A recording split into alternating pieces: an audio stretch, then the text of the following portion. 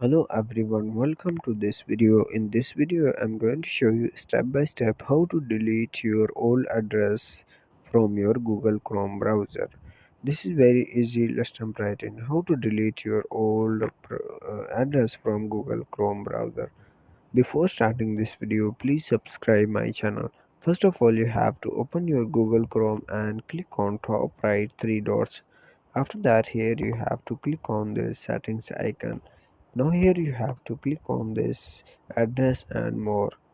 When you click on this address and more, now here you have to select your old address which you want to delete from Google Chrome browser.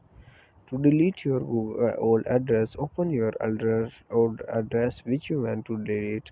After that, you have to click on top right delete icon. Here you can see. When you click on this delete icon here, you have to click on this delete button again. Now here you can see my address has been deleted.